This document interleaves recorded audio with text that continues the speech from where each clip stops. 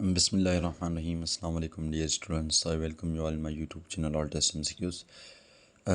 मां आहियां तव्हांजो ihsan अली ऐं हीअ आहे मुंहिंजो हिकु प्यारो ऐं नंढिड़ो platform all taste MCQs.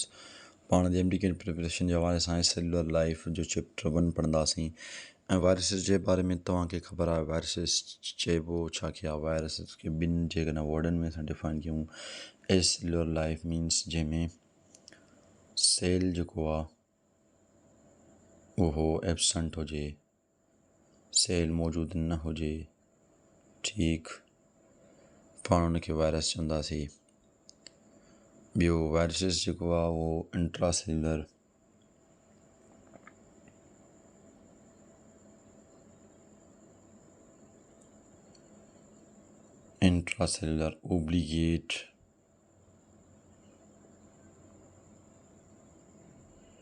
Intracellular obligate parasite आहे, ठीकु। हीअ जेको आहे बॉडी जे अंदरि जेको आहे पंहिंजो कमकार कंदो आहे ऐं उते जेको आहे न हीअ पंहिंजी हर शइ कंदो आहे। बाक़ी आउटसाइड जेको आहे न बॉडी खां ॿाहिरि हिन जो को बि कमु न आहे, हीअ इनएक्टिव हूंदो आहे, ठीकु। त वायरसिस जी डेफिनेशन वग़ैरह तव्हांखे ख़बर हूंदी, ठीकु आहे। ऐं वर्ड जेको वायरस आहे न, वर्ड वायरस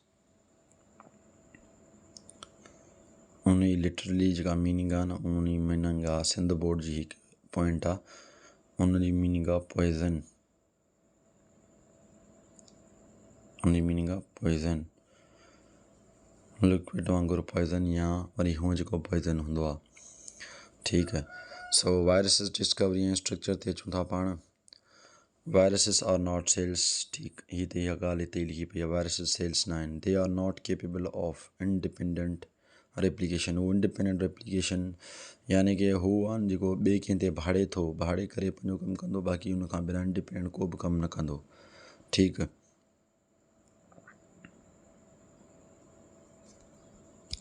सॉरी थोरो मसइलो थी वियो हिन में, ऐं बुक में थोरो मसइलो थी वियो आहे लोडिंग जो करे।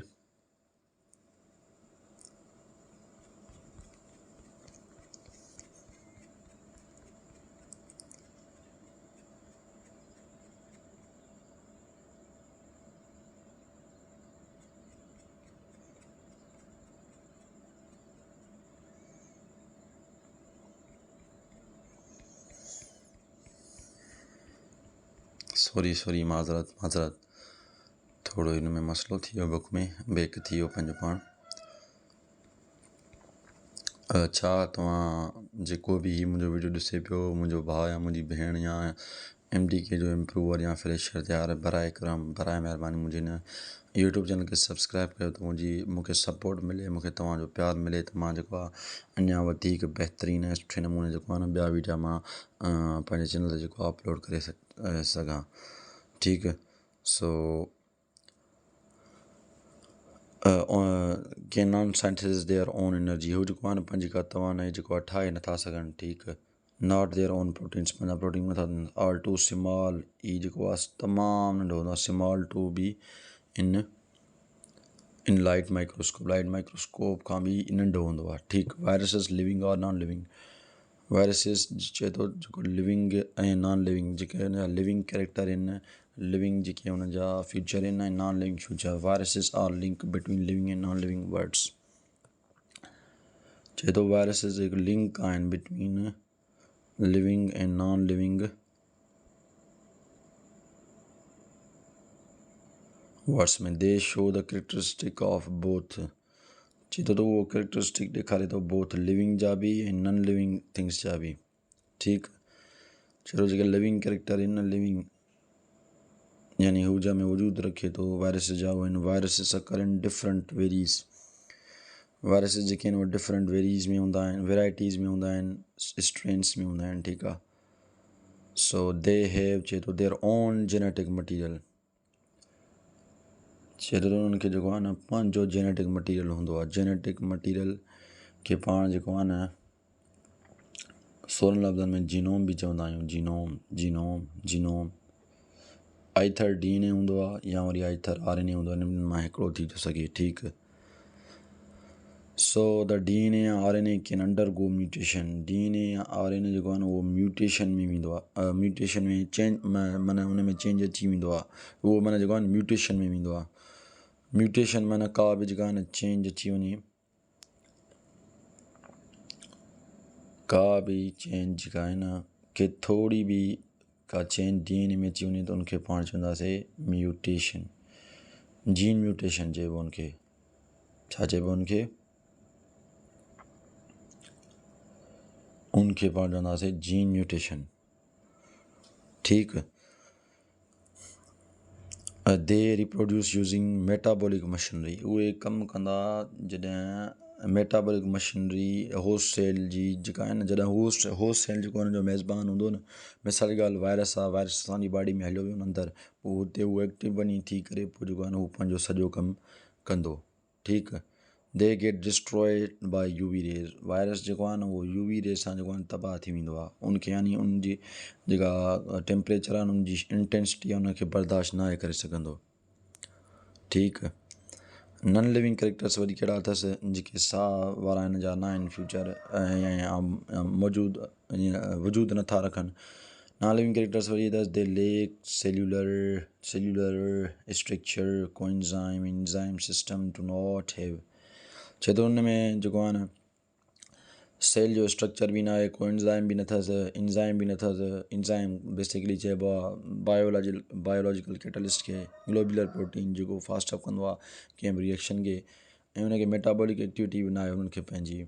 उन्हनि खे क्रिस्टलाइज़ कयो वञे थो, उन्हनि खे crystallise they can be crystallise and store in bottles, उन्हनि खे जेको आहे न पकड़ियो वञे थो या स्टोर जमा कयो वञे थो बोटल्स में। दे डू नॉट रेस्पायर, उहे जेके आहिनि साह न आहिनि खणंदा। छा? दे डू नॉट रेस्पायर, उहे साह न आहिनि खणंदा। Virus are non living, virus जेके आहिनि उहे नॉन लिविंग यानी लिविंग न आहिनि, इन्फेक्शियस पार्टिकल्स आहिनि। They enter living organism and cause disease, उहे दाख़िल थींदा आहिनि कंहिं बि साह वारे जानदार में ऐं कॉज डिजीज़ ऐं बीमारी कराईंदा आहिनि।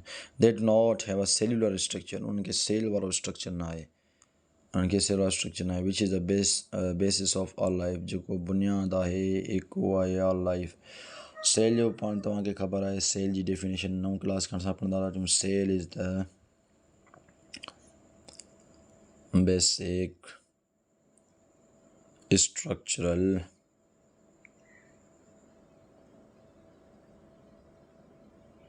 फंक्शनल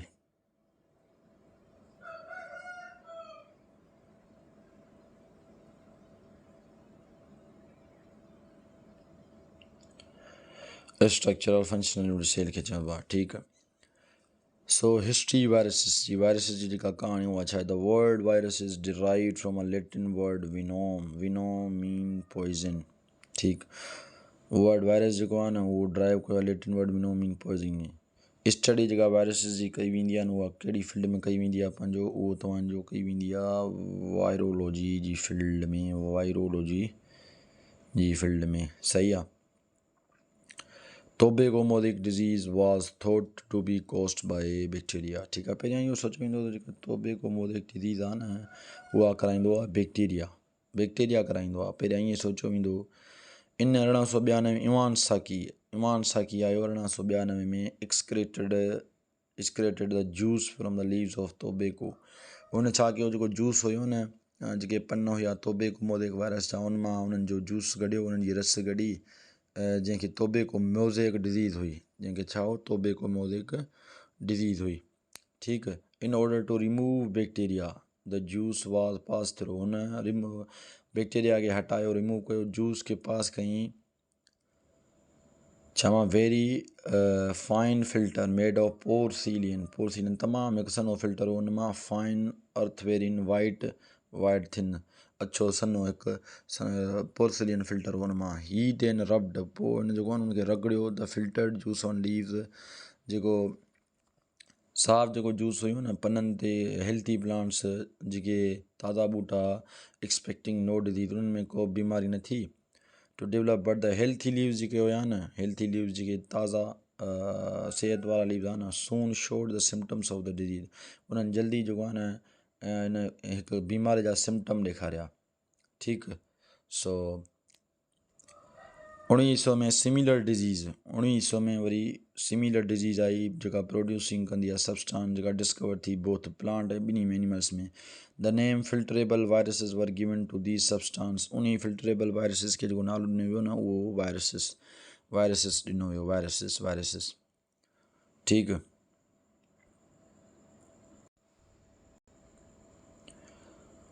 त उनखे नालो ॾिनो वियो वायरसिस सही आहे filterable viruses the viruses that can pass through a filter उहे वायरसिस जेके फिल्टर खां पास थियनि पिया विच कैन पोर्स ऐं नंढड़ा सोराख ठाहिनि पिया छा पिया कनि नंढड़ा सोराख ठाहिनि पिया स्मॉल फॉर बैक्टीरिया खां बि जेको आहे उहे नंढा हुया टू पास थ्रू और कॉल्ड फिल्टरेबल वायरसिस ऐं पोर्सलिन फिल्टर मां जेको आहे न उहो पास पिया थियनि उन्हनि खे फिल्टरेबल वायरसिस सॼो पियो वञे ठीकु पाण हाणे हलूं था क्लासिफिकेशन ऑफ वायरसिस ते चए थो वायरसिस जी क्लासिफिकेशन बेस्ड आहे मेनली ऑन फिनोटिपिक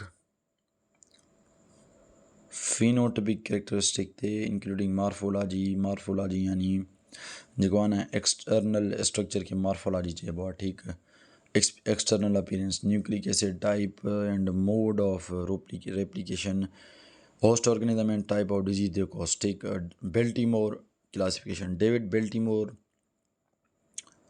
एक नोबल प्राइज़ विनिंग बायोलॉजिस्ट हो उनके नोबल प्राइज़ विनिंग बायोलॉजिस्ट यानी उनके इन फील्ड में नोबल प्राइज़ मिलो बायोलॉजिस्ट बेल्टीमोर क्लासिफिकेशन सिस्टम उन प्लेसिस कया वायरसिस इनटू 1 of 7 ग्रुप 1 खां 7 ग्रुपनि में these groups are design by roman numerals ये वरी जेके ग्रुप हुया न इहे कंहिं डिज़ाइन किया रोमन न्यूमरल्स किया ऐं सेपरेट कई वायरसिस सेपरेट खे यानी कि अलॻि कई वायरसिस खे based on their mode of replication ते and genome type यानी genetic material ते and viruses can place in one of the 7 following groups ऐं वायरस खे रखी कीअं बि 1 खां 7 ग्रुपनि जे हिन मजमूए में ठीकु सो काफ़िनि दोस्तनि काफ़िनि शागिर्दनि भेणनि भाइरुनि जी गुज़ारिश त सर तव्हां फेडरल टेक्स्ट बुक बोर्ड मां बायोलॉजी पढ़ायो ऐं तव्हां जेको आहे उहो पंहिंजो MD जी प्रिपरेशन करायो MD में हींअर 2 महीना आहिनि तक़रीबन मां पाण इम्प्रूवर आहियां साल में इम्प्रूव कयो आहे मां को तव्हां वांगुरु को टीचर न आहियां या को MBBS डॉक्टर न आहियां बसि मुंहिंजो मक़सदु इहो आहे मुंहिंजी जेका बि नॉलेज आहे मां चवां थो उहा ॿिए कंहिं दोस्त ते कंहिं भाउ कंहिं भेण खे कमु अचे छो जो अलाह पाक चए थो तव्हां ॿियनि जी मदद कंदो त मां तव्हांजी मदद कंदुसि छो जो असां पाण सभु मुस्लमान आहियूं ला इलाहा इल्लल्लाह मुहम्मद रसूलुल्लाह सल्लल्लाहु अलैहि वसल्लम असांजो पाण जो इहो ईमान आहे ऐं सभिनी गुज़ारिश कंदुसि त वीडियो खे आख़िर ताईं तव्हां ॾिसिजो सॼी वीडियो ॾिसंदो तव्हांखे ॻाल्हि सम्झ में ईंदी जे न त वरी पोइ कॉन्सेप्ट तव्हांजो ठहंदो कोन मां पूरी पंहिंजी कोशिशि कंदुसि तव्हांखे तमामु सवली वर्डिंग में मां तव्हांखे सम्झायां इन जे करे मां जेको आहे फेडरल जो बुक खयो आहे इन में सवली वर्डिंग लिखियलु आहे so group nature example double stranded DNA viruses कहिड़ो आहे HS1 ओरल हर्ब्स 1 ऐं HS2 जेनाइटल हर्ब्स जेको डबल स्टैंडर्ड DNA वायरस आहे न पुट उहो छा कंदो आहे उहो हर्ब्स सिम्प्लेक्स वायरस 1 कंदो आहे ओरल हर्ब्स ठीकु ऐं हर्ब्स जेको 2 आहे न हर्ब्स 2 वायरस उहो जेनाइटल हर्ब्स कंदो आहे यानी जेनाइटल हर्ब्स जो मतिलबु त यानी हू जेको आहे न ब्लिस्टर्स जेको आहे न ब्लिस्टर्स थींदा तव्हांजी बॉडी जे जेनाइटल ऑर्गन्स में जेके तव्हांजा हेठियां जेनाइटल ऑर्गन्स आहिनि उनमें दड़ा निकिरंदा ठीकु जेनाइटल हर्ब्स ऐं VZV वर्सीज़िला ज़ूस्टर वायरस छा कराईंदो चिकन पॉक्स कराईंदो आहे लाखड़ो वग़ैरह कराईंदो आहे पोक्स विरडाई वरी कहिड़ो आहे स्मॉल पॉक्स जेको वायरस जेको हूंदो आहे उहो इहा बीमारी कॉस कराईंदो आहे ठीकु पाण हाणे हलूं था इहो सिंगल स्ट्रैंड DNA वायरसिस कहिड़ा आहिनि सिंगल स्ट्रैंड माना यानी सिंगल स्ट्रैंड जंहिंखे हिकिड़ी स्ट्रैंड हुजे DNA जी जीअं पर्वोविरडाई ऐं बैक्टीरियोफेज ठीकु पर्वोविरडाई ऐं बैक्टीरियोफेज उहे वायरसिस जंहिंमें कंहिं बि जेको आहे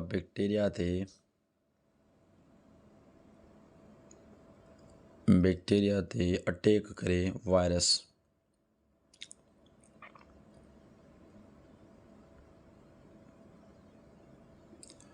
उनखे बैक्टीरियोफेज चइबो।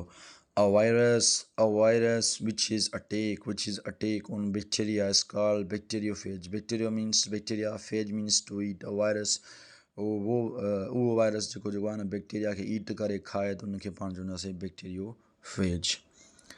ठीकु आहे। सो डबल स्टैंडर्ड RNA वायरस कहिड़ा आहिनि? 2 स्टैंडर्ड वारा RNA वायरस तव्हांजो रोटा वायरस थी वियो। कहिड़ो वायरस? Rotavirus. हाणे positive sense single stranded RNA virus, positive यानी हीअं चइजे पॉज़िटिव हुनखे सेंस हूंदो। सिंगल स्ट्रैंड हिकिड़ी सिंगल स्ट्रैंड हूंदी RNA वायरस हूंदो, जीअं P कोरोना वायरस थी वियो। ठीकु आहे। हेपाटाइटिस A वायरस थी वियो, हेपाटाइटिस C वायरस, रोबेला वायरस। ठीकु आहे। वरी अचो अॻिते नेगेटिव सेंस यानी नेगेटिव हूंदो। Negative sense single stranded RNA virus, influenza virus थी वियो, मेजलिस थी वियो, मम्स थी वियो, या वरी रबीज़ थी वियो, रबीज़ वायरस, रबीज़। ठीकु आहे। Reverse transcriptive diploid strand DNA RNA virus कहिड़ो आहे? HIV human humans acquired immunodeficiency virus, जेको तव्हांजो इम्यून सिस्टम जेको हूंदो आहे न, टी हेल्पर सेल्स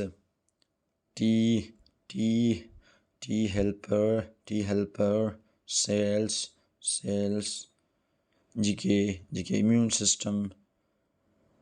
सिस्टम जा जेके आहिनि ख़ासि उन्हनि जो कमु हूंदो आहे बॉडी डिफेंस। असांजे जेको बॉडी आहे न उनखे पैथोजन्स खां बचाईंदा आहिनि। उन्हनि खे जेको आहे HIV अटैक कंदो आहे, उन्हनि खे ख़तमु करे छॾींदो आहे। ठीकु। तव्हां राइटिंग ते न वञिजो, असल में मार्कर अहिड़ो आहे। मूं वटि वरी वधीक को कंप्यूटर वग़ैरह न आहे सही सां। जेकॾहिं तव्हांखे का बि शिकायत वग़ैरह हुजे त तव्हां मूंखे कमेंट करे सघो था। ऐं को बि सुवाल वग़ैरह हुजे तव्हां मूंखे यूट्यूब ते पुछी था सघो। मुंहिंजो WhatsApp जो नंबर आहे, मुंहिंजा ग्रुप आहिनि, MDK जो आहे, BSN जो आहे, ऐं तक़रीबन डाउ यूनिवर्सिटी जो बि ग्रुप आहे मूं वटि ठहियलु, अल्हम्दुलिल्लाह। ऐं मां केतिरनि में MDK इहो जेको आहे एडमिन बि आहियां, ऐं पाण पोस्टूं मोकिलींदो आहियां, ऐं ॿियनि शागिर्दनि जी बि मदद कंदो आहियां।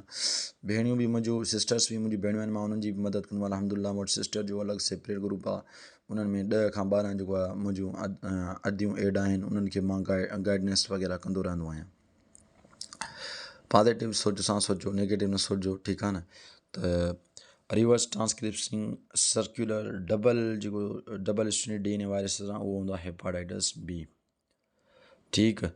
सो वायरसिस खे क्लासीफाइड कयो वियो आहे on the basis of their host, उन्हनि जे मेज़बाननि ते, जीअं plant viruses, bacteriophage viruses, animal viruses. Plant viruses जेके आहिनि न उहे थींदा आहिनि पैरासाइट्स प्लांट्स में। टोबैको मोज़ेक वायरस अटैक कंदो आहे leaves on potato tobacco plant ते। दिस इज़ इहो RNA वायरस आहे जंहिंमें हेलिकल कैप्सिड हूंदो आहे।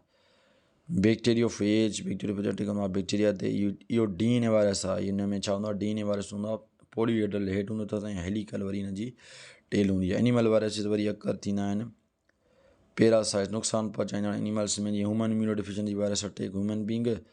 ठीकु आहे। It is RNA virus. ऐं इहो जेको पाण आहे कहिड़ो वायरस आहे? RNA। ऐं DNA जो फुल फॉर्म कहिड़ो आहे? Ribo nucleic acid. ठीकु। ऐं RNA जो फुल फॉर्म कहिड़ो आहे? DNA जो फुल फॉर्म आहे deoxy ribo nucleic acid. RNA जो फुल फॉर्म आहे राइबो न्यूक्लिक एसिड। ठीकु।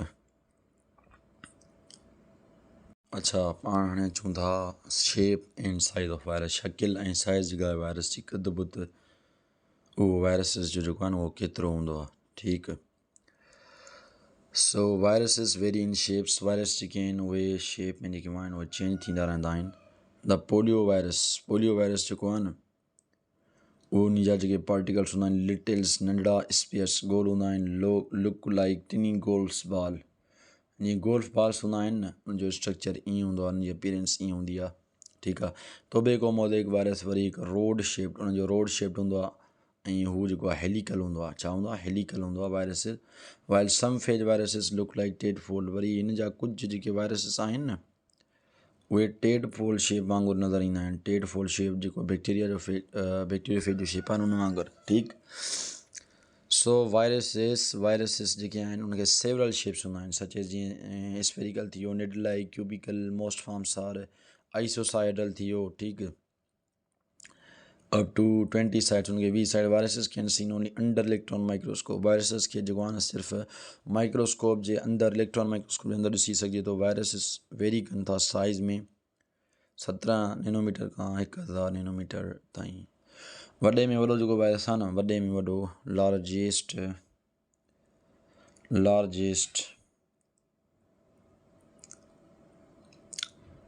लार्जेस्ट वायरस आहे पंहिंजो पोक्स वायरस। छा? Pox virus. इहो वायरस जेको आहे न, पोक्स वायरस, हिन जी साइज़ केतिरी हूंदी आहे? 250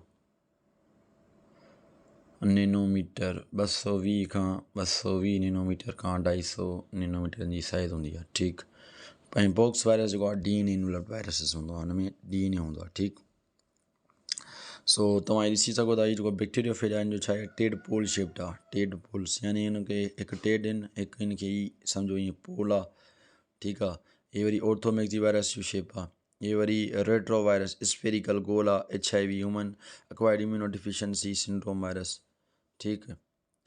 ऐं हीअ वरी आहे तव्हांजो एडिनो वायरसिस, जेको कास कराईंदो आहे कोस्ट जेको छा कास कराईंदो आहे, जेको कॉमन कोल्ड कास कराईंदो आहे। कॉमन कोल्ड कॉस कराईंदो आहे। ठीकु। ऐं हीअ तव्हांजो आहे tobacco mosaic virus, rod shape viral RNA जो आहे, प्रोटीन्स आहिनि। हीअ तव्हांजो हर्ब्स वायरस आहे, आइसोसाइडल। हीअ तव्हांजो पैरामॉक्सी वायरस आहे, मीज़ल्स मक्स। हीअ तव्हांजो पोक्स वायरस आहे। हीअ तव्हांजो राइबो वायरस आहे, बुलेट शेप रबीज़ वायरस। हीअ तव्हांजो फ्लू वायरसिस आहे। फ्लू वायरसिस जेको आहे न, इहो बर्ड में जेको आहे न, उहो नज़लो ज़ुकाम कंदो आहे। रनी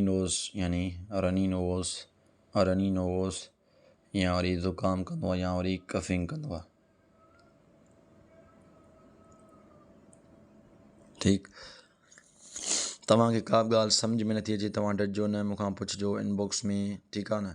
इनबॉक्स में कमेंट करे पुछो, हूअं पुछो, कीअं बि पुछो, पर पुछो। ख़ुदा रा अलाह खे वञो पुछो। पुछणु एब न आहे, अञा माण्हू जेका आहिनि उहा नॉलेज वधंदी आहे। सो पाण तैरूं पिया। तव्हां उमेदु कयां थो तव्हां बोर न थींदा हूंदसि। Viruses have a very simple structure. Virus खे तमामु सिंपल सादो स्ट्रक्चर आहे। द कोर, जेको कोर हूंदो आहे न, उहो उन्हनि जो जेनेटिक मटीरियल आहे, विच इज़ आइदर या उहो हिकु त DNA थी थो सघे या RNA थी थो सघे। ठीकु। विच में बि सिंगल स्टैंडर्ड, उहो वरी छा थो थी सघे, सिंगल स्टैंड बि थी था सघनि, हुन में डबल स्टैंड बि थी था सघनि। ठीकु। सही आहे। कैप्सिड जेको आहे उहो प्रोटेक्टिव कोट आहे, हिफ़ाज़ती कोट आहे प्रोटीन जो सराउंडिंग द कोर, जेको कोर जे चौधारी हूंदो आहे। ठीकु। ऐं कैप्सिड जा जेके सब कैप्सोमर्स हूंदा आहिनि, उनखे चइबो आहे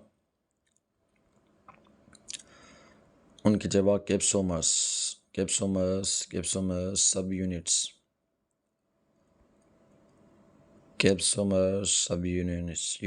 ठीकु।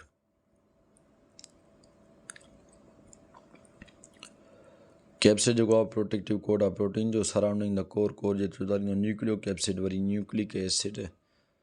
न्यूक्लियो मीन्स न्यूक्लिक कैप्सिड माना कैप्सिड, न्यूक्लिक कैप्सिड जेको कंबाइंड स्ट्रक्चर आहे, मिलियल स्ट्रक्चर हूंदो आहे, found by the core and capsid. Core ऐं कैप्सिड सां मिलाए करे ठहिबो आहे। ठीकु। A few viruses have an additional lipoprotein. कुझु वायरस खे जेको आहे एडिशनल लिपोप्रोटीन लेयर हूंदी आहे अराउंड द तव्हांजो जेको आहे कैप्सिड जे चौधारी ड्राइव थींदी आहे from the cell surface membrane of host मेज़बानी मां, जंहिंखे इनवलप चइबो आहे। ठीकु। कैप्सिड्स जेके आहिनि आर ऑफ्टन बिल्ट अप, उहे बिल्ट अप आइडेंटिकल सुञाणींदा आहिनि रिपीटिंग सब यूनिट्स जा ठहियल आहिनि, जंहिंखे कैप्सोमर्स चइबो आहे। ठीकु आहे न। जेको हर्ब्स आहे न, हर्ब्स वायरस, उन में घणा आहिनि कैप्सोमर्स? तक़रीबन 32। ठीकु। जेको टोबैको मोज़ेक वायरस आहे न, तव्हांजो टोबैको मोज़ेक वायरस जेको डिज़ीज़ प्लांट में कॉज करे पियो, हुन में 330 कैप्सोमर्स आहिनि। ठीकु। ऐं जेको पोलियो वायरस आहे न, पोलियो वायरस, हिन जो मूंखे थोरो कंफर्म न आहे, तव्हां इहो कंफर्म करे वठिजो। का मिस्टेक वग़ैरह थी वेंदी हुजे त तव्हां मूंखे ॿुधाईंदा कयो। ठीकु आहे न। छो जो मां पाण शागिर्दु आहियां, इम्प्रूवर आहियां, कोई स्टूडेंट या वॾो कोई टीचर न आहियां, कमीशन जो या लेक्चरार वग़ैरह न आहियां। सही आहे। सो अॻिते हलूं था पाण। ठीकु आहे। त हिते जेको आहे न वायरस जा पार्टिकल आहिनि, हीअ कोट आहे वायरस जो। कैप्सिड प्रोटीन अथसि, envelope not found in all viruses. Envelope जेको आहे न उहो हमेशह सभिनी वायरसिस में न आयो हूंदो, कंहिं में एबसेंट हूंदो आहे। ठीकु आहे। कोर वरी छा हूंदो आहे, कोर हिन जो DNA हूंदो आहे या वरी हिन जो RNA हूंदो आहे। इहो वेरियस प्रोटीन्स आहिनि, हिन में केतिरा ई अलॻि अलॻि जेको आहिनि प्रोटीन जा एंजाइम्स हूंदा आहिनि। ठीकु। Forms, there are 2 forms of symmetry of virus capsid. Virus capsid जो ॿ जेके आहिनि उहे सिमेट्रियूं आहिनि। ठीकु आहे। वेन द किप्सोमर्स, जॾहिं हुनजा किप्सोमर्स जेके आहिनि न उहे अरेंज हूंदा आहिनि 20 ट्राइंगल्स, 20 ट्राइंगल्स में, त हुनखे आइसोसाहेड्रल चइबो आहे। ठीकु। वेन द किप्सोमर अरेंज थींदा आहिनि होलो कॉइल में। होलो मीन्स गोल, coil means appear rod shaped हुजे, त पाण जेको आहे हुनखे चवंदासीं इट इज़ अ हेलिकल। इहो हेलिकल शेप आहे, हेलिकल। ठीकु आहे। जीअं मां तव्हांखे हिते ॾेखारियां हेलिकल शेप कंहिंजो हुयो, छा हिते बि हिते त कंहिंजो आहे कोन, मां तव्हांखे अलॻि किथे मां ॾेखारींदुसि। ठीकु आहे। त पाण PMDC वारनि असांखे हाणे टॉपिक हिन में 4-5 ॾिना आहिनि। सो पाण जेको आहे न पाण इनशाला सॼो चैप्टर पढ़ंदासीं, छो जो ॾिसो न टॉपिक हिक ॿिए सां कनेक्टेड आहिनि। हुननि चयो आहे वायरस जी डिस्कवरी, वायरस जो जनरल स्ट्रक्चर, वायरस जा कैप्सिड कोट वग़ैरह। पाण हाणे बैक्टीरियोफेज पढ़ंदासीं, ॿिया वायरस पढ़ंदासीं, छो जो ॾिसो न प्रोबेबिलिटी आहे 50% 60% क्वेश्चन किथां बि ॾेई था सघनि। सो now we will discuss the structure of bacteriophage, flu viruses and HIV हिननि जो जेको असां शकिल बयानु कंदासीं, स्ट्रक्चर मॉडल वेरियस जेके आहिनि उहे। सॉरी थोरो मोबाइल में मसइलो थो अचे। बैक्टीरियोफेज जेको वायरस आहे न, the word phase means eater. Word phase मतिलबु आहे बैक्टीरियोफेज। एम्पटीफेज जेको कंसिस्ट जेको ठहियलु आहे न्यूक्लिक एसिड ऐं कैप्सिड जो। ठीकु आहे। न्यूक्लिक एसिड ऐं capsid. The phage as DNA। Phage खे छा आहे DNA which is non age it's जंहिंजो हिनजो जेनोम आहे, यानी जेनेटिक मटीरियल आहे। ठीकु आहे। The outer coat of protein surrounding the nucleic acid is called. Outer जेको कोट आहे न सराउंड करे थो जेको न्यूक्लिक एसिड हुनखे चइबो आहे कैप्सिड। हेड जेको हिन जो आहे न उहो हेक्सागोनल हूंदो आहे। हेक्सागोनल माना हेक्सागोनल मीन्स 6 जेके एड्स हूंदियूं आहिनि न, 6 कुंडियूं हुजनि त हुनखे चइबो। ठीकु। हेक्सागोनल सही आहे। Hexagonal and made up of protein subunits. ऐं प्रोटीन सबयूनिट्स छा ठहियल हुनखे चइबो कैप्सोमर्स। ठीकु। The tail is hollow. Tail जेका आहे हिन जी होलो हूंदी आहे, गोल हूंदी आहे। ट्यूबुलर ऐं मेड अप ऑफ प्रोटीन जी ठहियलु आहे। इट कंसिस्ट ऑफ 6 फाइबर, या 6 फाइबरनि जी ठहियलु आहे। ठीकु आहे। ऐं अलाह तव्हांखे हिनखे ॾिए टेल जेका हिन जी हूंदी आहे उहा कॉन्ट्रेक्टाइल हूंदी आहे, सुकुड़जंदी आहे। ठीकु। ऐं तव्हांजी फाइबर्स जेके आहिनि उहे अटैच हूंदा आहिनि एंड प्लेट सां। एंड प्लेट्स या हुनजी जेका एंड प्लेट जेका ख़तमु थींदा आहिनि उनजो स्ट्रक्चर जिथे ख़तमु थींदो आहे उते, या वरी अटैच हूंदो आहे बेस जी प्लेट सां। इट इज़ बेस प्लेट जेको आहे न उहो लास्ट पार्ट आहे टेल जो, आख़िरी जेको पार्ट आहे न उहो अथसि। द इंड प्लेट इज़ टेल पिन्स। इंड प्लेट खे वरी टेल पिन्स हूंदा आहिनि। ठीकु आहे। हीअ तव्हां ॾिसी पिया सघो बैक्टीरिया जो स्ट्रक्चर। इन जो हेड आहे, इन जो नेक आहे, इन जो टेल आहे, इन जो टेल फाइबर आहिनि, हे टेल पिन्स आहिनि, हे इन जो कैप्सिड आहे, इन जो DNA आहे, हे इन जो जेको आहे फेज वायरस आहे। ठीकु। इहे वरी तव्हांजा कैप्सोमर्स आहिनि, हीअ तव्हांजी RNA जी स्टैंड आहे, हीअ तव्हांजो कैप्सिड आहे, हीअ तव्हांजो इनवेलप आहे। हीअ जेको आहे इन्फ्लुएंजा वायरस आहे, ऑर्थोमॉक्सी वायरस या जेको आहे मम्स वायरस। ठीकु आहे न। त पाण अॻिते हलूं था इन्फ्लुएंजा और flu viruses. Influenza viruses exist in certain form में, जेके चइबो थो ABC। Influenza virus are only members in orthomyxo family जा। ठीकु। उन सां तालुक़ु रखनि पिया। The term myxo refers to the observation. Term myxo जेको आहे रिफेयर करे थो ऑब्ज़र्वेशन सां, डेट दीज़ वायरस इंटरेक्ट थींदा आहिनि विथ म्यूसिन सां, ग्लाइकोप्रोटीन सां। छा सां? ग्लाइकोप्रोटीन सां। Ortho is added to, ortho खे एडिड जमा कयूं त डिस्टिंग्विश सुञाणण जे लाइ them from the paramyxo viruses. ठीकु। पैरामॉक्सी वायरसिस सां। हाणे जेको पैरामॉक्सी वायरसिस पंहिंजो ऑर्थोमॉक्सी वायरसिस जेको आहे न ऑर्थोमॉक्सी वायरसिस, इहे एनिमल वायरसिस आहिनि। के छा आहिनि? एनिमल वायरसिस आहिनि। ठीकु। इन्फ्लुएंजा वायरस जेको आहे उहो कंपोस्ट आहे, उहो ठहियलु हूंदो आहे segmented single strand RNA ribonucleic acid genetic material हूंदो अथसि या जीनोम हूंदो अथसि। हेलिकल न्यूक्लियो प्रोटीन हूंदो अथसि, हेलिकल न्यूक्लियो प्रोटीन हूंदो अथसि। एंड आउटर लिपोप्रोटीन लेयर, ॿाहिरिं जेका लिपिड प्रोटीन जो इनवलप हूंदो अथसि। इनवलप जेको आहे न, इनवलप उहो जेको आहे न असेंशियल पार्ट न आहे वायरस जो, छो जो कंहिंमें हूंदो आहे कंहिंमें न आहे हूंदो। Not essential part. ही ॻाल्हि तव्हां यादि रखे छॾिजो, ठीकु आहे।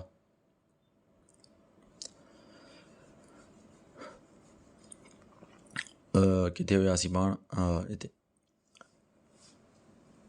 वायरियोन जेको आहे न, वायरियोन उहो आहे कंप्लीट मेच्योर यानी हू जेको मेच्योर थियलु हूंदो आहे इन्फेक्शियस ऐं नुक़सानु पहुचाईंदड़ पार्टिकल, उनखे चइबो आहे वायरियोन। ई सवाल वायरियोन वारो जेको आहे पंहिंजो अची चुको आहे 2024 IBA सखर जेका टेस्ट ही कंडक्ट कई, IBA सखर जेका रिकंडक्ट कई टेस्ट, उन में ही सवाल आयो हुयो ए सेल्यूलर लाइफ, यानी तव्हां जेको चैप्टर पाण पढ़ूं था पिया ए सेल्यूलर मां ही सवाल आयो हुयो 2024 में, रिपीटेड आहे। थी सघे थो प्रोबेबिलिटी आहे मथां अची सघे या इन जी जेको कट ते सवाल अची थो सघे, ठीकु।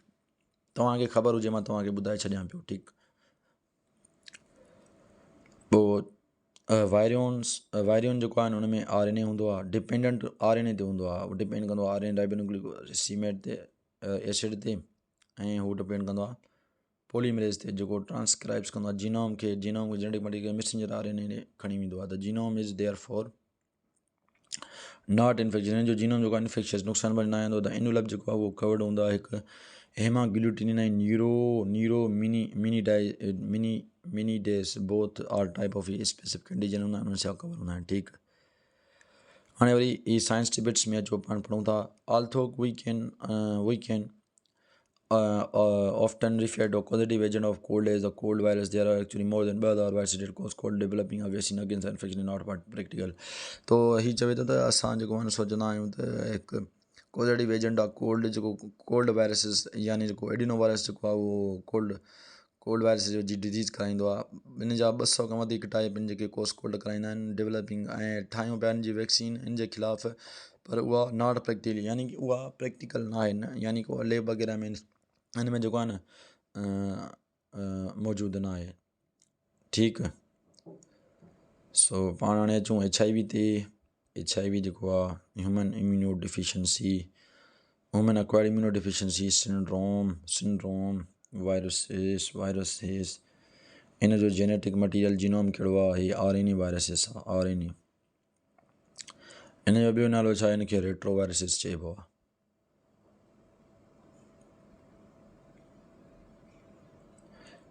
बाबा ही अटैक कहिड़ी शइ ते कंदो आहे? नुक़साननि जो छा आहे पुट? ही अटैक कंदो आहे तव्हांजो T हेल्पर सेल्स जेके हूंदा आहिनि न, तव्हांजा बॉडी जो इम्यून सिस्टम जेको हूंदो आहे उनखे जेको आहे हीअ अटैक कंदो आहे, ठीकु आहे। असीं हिन जो पहिरियां स्ट्रक्चर ॾिसूं था, पोइ हिनखे डिटेल सां पढ़ूं पिया।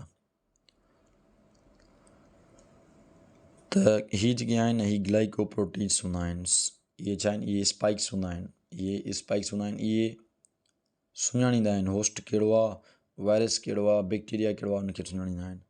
इहे जेके आहिनि इन्हनि जा मैट्रिक्स जा प्रोटीन हूंदा आहिनि। इहे जेको आहे इनवलप हूंदो आहे लिपिड बाय लेयर, जीअं फास्फोलिपिड हूंदी आहे न, ईअं इनखे जेको आहे 2 लेयर्स हूंदा आहिनि।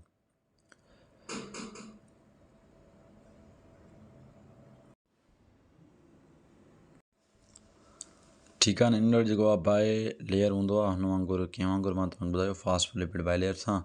हीअ हिन जा स्पाइक्स हूंदा आहिनि ऐं हिन जो वायरल कोर हिन जा प्रोटीन्स आहिनि। हीअ हिन जो रिवर्स ट्रांसक्रिप्टेस एंजाइम हूंदो आहे, हिकु लिगेस हूंदो आहे हिन जो, ठीकु आहे। ॿियो हूंदो आहे लाइज़ोज़ाइम्स या लाइज़ोज़ोम, कंफर्म कजो, इहो हूंदो आहे, ठीकु आहे। सो हिन जो इहो स्ट्रक्चर थी वियो। हीअ हिन जो क्रॉस सेक्शन एरिया आहे, मूं तव्हांखे ॾेखारियो। पाण हिन टॉपिक खे कंप्लीट कयूं था, पोइ सुभाणे जेको आहे वधीक ॿिए लेक्चर में वधीक पढ़ंदासीं, छो जो वीडियो जेको आहे काफ़ी लेंथी थी वई आहे, वॾी थी वई आहे। ऐं तव्हांखे गुज़ारिश कंदुसि, तव्हां MDK जी प्रिपरेशन कयो था, BSN जी नम्स जी, इनशाला मां तव्हांखे हाणे चैनल ते हाणे सभु शयूं जेको आहिनि प्रोवाइड कंदुसि फ्री ऑफ कॉस्ट। को मुंहिंजो लालच वग़ैरह हिन में न आहे, ठीकु आहे न। मां कयां थो तव्हांजे लाइ, कयां थो तव्हांजी भलाई जे लाइ कयां थो। ठीकु। ह्यूमन इम्यूनोडिफिशियंसी वायरस, इहो जेको आहे रेट्रो वायरस आहे, RNA वायरस आहे। ठीकु। स्फेरिकल गोल हूंदो आहे शेप में। ठीकु आहे। इहे शयूं तव्हां की पॉइंट्स जा लिखंदा वञो।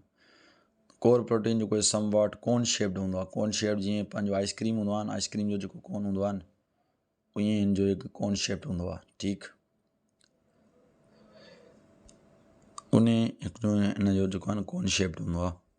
It is surrounded by envelope. हीअ जेको आहे न चौधारी एनवलप जो हूंदो आहे, लिपिड बाय लेयर हूंदी आहे, जीअं मां तव्हांखे मथे स्ट्रक्चर में सम्झाए आयो आहियां। Surround by envelope lipid bilayer drive from host cell membrane, जेका किथां निकिरंदी आहे, किथां हुन जो ओरिजिन किथां, होस्ट सेल जी मेम्ब्रेन मां निकिरंदी आहे। मेज़बान जी मेम्ब्रेन जेका हूंदी आहे न, होस्ट सेल को वायरस अटैक कंदो पंहिंजे होस्ट ते, त उन मां ड्राइव कंदो। ठीकु। वायरस कोर जेको आहे हुन में ॿ आइडेंटिकल मॉलिक्यूल्स हूंदा आहिनि, single strand RNA and said to be diploid, या हुनखे ॿ चइबो आहे। 3 वायरल एंजाइम्स हूंदा आहिनि, जीअं प्रोटीएस थी वियो, रिवर्स ट्रांसक्रिप्टेस थी वियो, ऐं एंटीजरेस थी वियो। लाइजोसोम एंजाइम जेको आहे उहो सिंध STB बोर्ड में उनजो ज़िक्र आहे, हिते न आहे शायदि। वायरल कोर जेको आहे वायरल कोर वायरस जो जेको कोर आहे अंदरि, उहो न्यूक्लियो कैप्सिड हूंदो आहे, न्यूक्लिक ऐं कैप्सिड जो ठहियलु हूंदो आहे। ठीकु। ऐं जेको आहे सराउंडेड बाय हूंदो आहे मैट्रिक्स ऑफ प्रोटीन सां, विच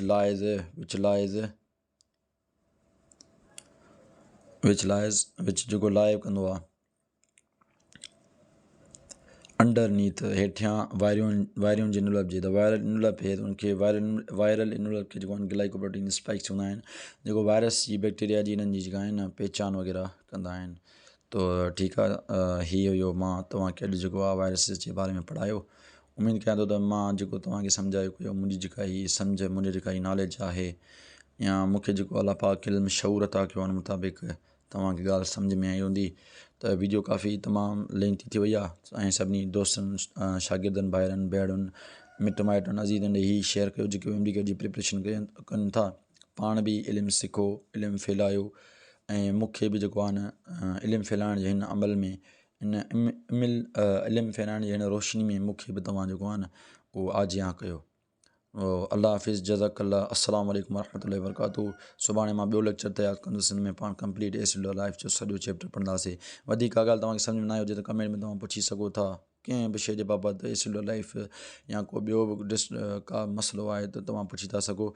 अल्लाह हाफ़िज़, जज़ाकल्ला। वीडियो लेंथी थी वई आहे। ठीकु आहे। जज़ाकल्ला। अल्लाह पाक तव्हांखे ख़ुशि कंदो। बाक़ी MD में तव्हां बसि पंहिंजी कंसिस्टेंसी, पंहिंजी प्रैक्टिस, पंहिंजी हार्डवर्क, पंहिंजो डिसिप्लिन कॾहिं बि न छॾियो। इंशाअल्लाह MD को मसइलो ई न आहे तव्हांजे लाइ। पोइ